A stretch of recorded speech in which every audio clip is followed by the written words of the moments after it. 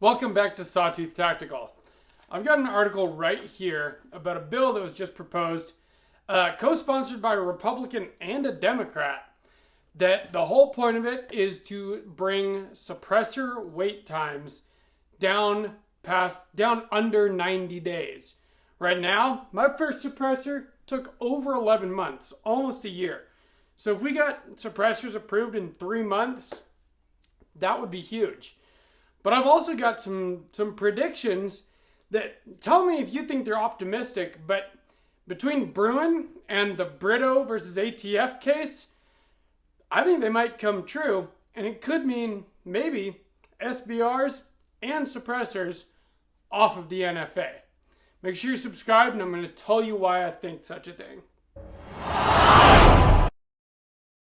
So the first thing we're going to talk about is this bill.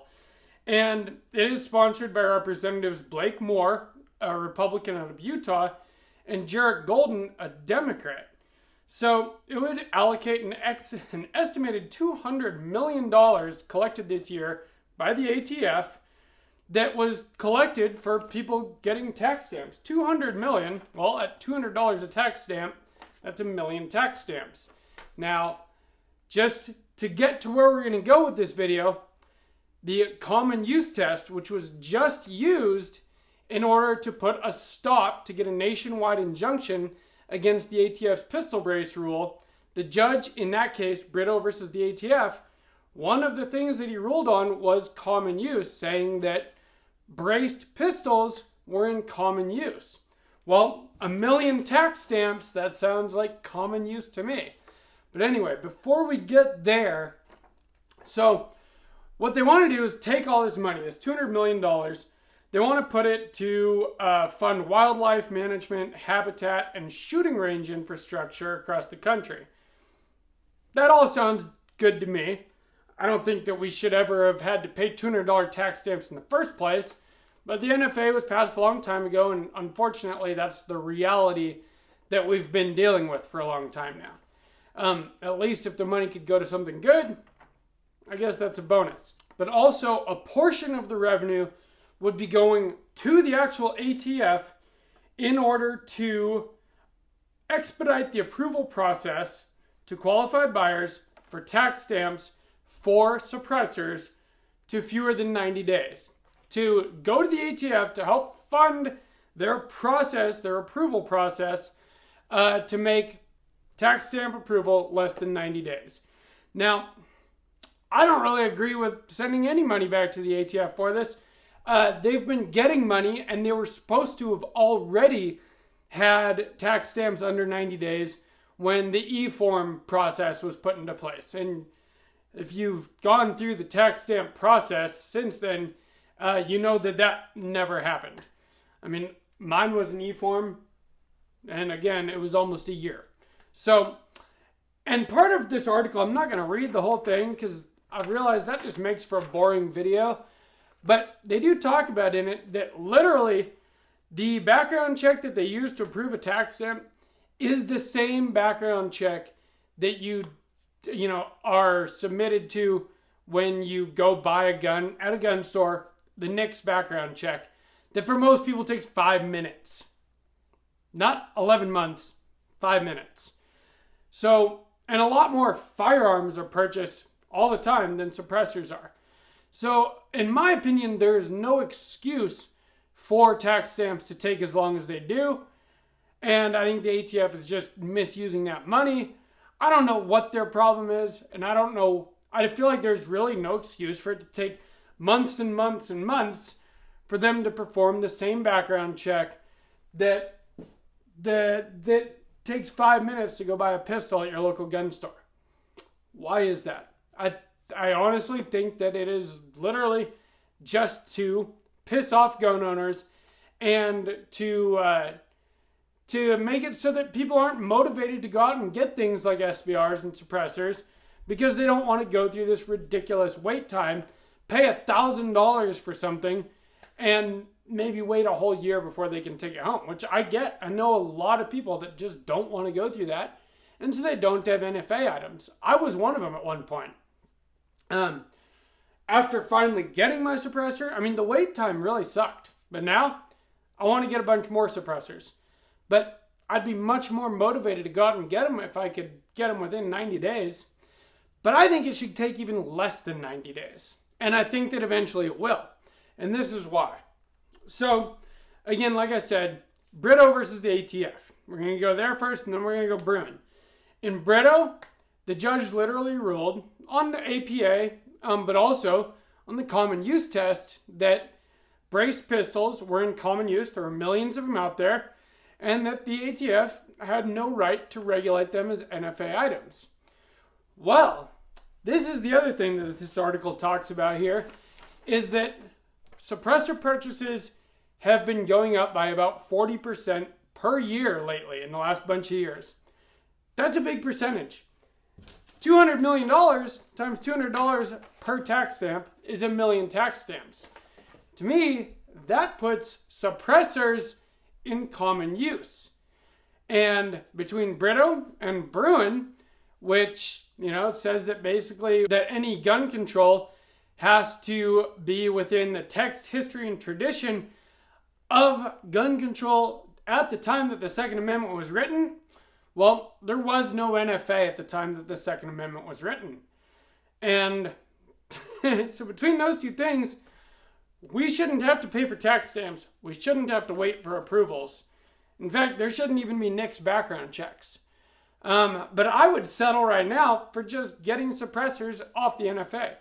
And also SBRs. Because if the ATF wants to appeal the Brito decision, well, the ATF is saying that braced pistols are SBRs, are short-barreled rifles. Well, if that is true, then short-barreled rifles are definitely in common use, according to the judge in that case, and just logic. The common use test literally was about stun guns, and that was in Caetano, and there were only a couple 100,000 stun guns, 250,000, I think. Well, there are millions of suppressors. According to the ATF, if braced pistols are SBRs, there are millions of SBRs. I think even without braced pistols being a part of SBRs, SBRs are very common, very popular these days. At this point, I've got 3 of them and a suppressor. And I'm not the only one. So, SBRs, suppressors, common use. If we can just get a case in front of the right court, in front of the right judge, maybe we can get those things taken off of the NFA. Now, unfortunately, you have to have standing in order to present a case. And part of the problem is that in order to have standing, that you have to have been injured by one of these laws. And so in a lot of cases, that takes somebody getting in trouble for breaking one of these laws and then going to court and, using constitutionality in order to, get off. And then that's how we get rules changed. It's kind of a messed up system, the way that things work. And I'm not a lawyer. I'm just a guy that follows this stuff a lot. But, if we have people that, have hearing damage that say that they were injured because they couldn't get a suppressor because of the NFA, and then the judge rules that suppressors are in common use, I'm just kind of going down this rabbit hole of where I could see this possibly heading if we have motivated people that are willing to put in the time and the money in order to do this. And that also includes you and me supporting organizations that sue the ATF for these kinds of things. So join FPC, join GOA, Second Amendment Foundation, whichever one that you think is going to use your funds and your resources in the best way to get our rights back. I think it's worth supporting those companies because I know most of you, probably like me, I don't have the resources to go sue the ATF on my own. But that is what it's going to take in order to affect actual positive change for us. So let me know what you guys think. I would love to not have to wait 11 months for a suppressor. I'd be happy to wait 3 months, but I'd be much happier if they were off the NFA and everyone had access to them. They're literally a safety device. There's no reason that they should be regulated the same way machine guns are, which honestly shall not be infringed.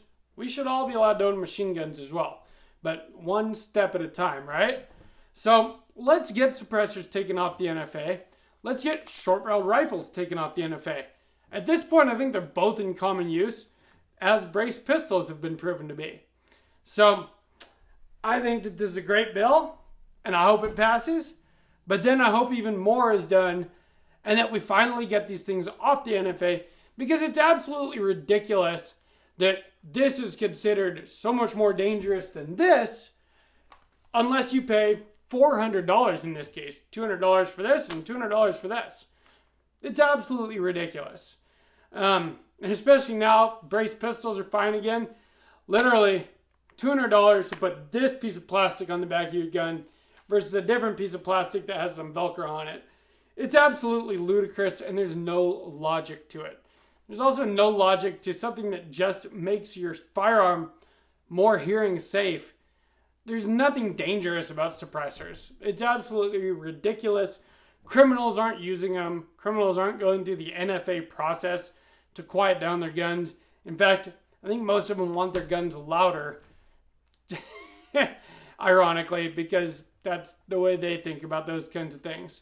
It's only lawful gun enthusiasts that want this kind of stuff, and it should be available to everyone. So please let me know what you think down in the comments. Subscribe to Sawtooth Tactical. Hit that thumbs up. Share this video with anyone that you know that might be interested in this type of content. And from Sawtooth Tactical, stay strapped or get clapped.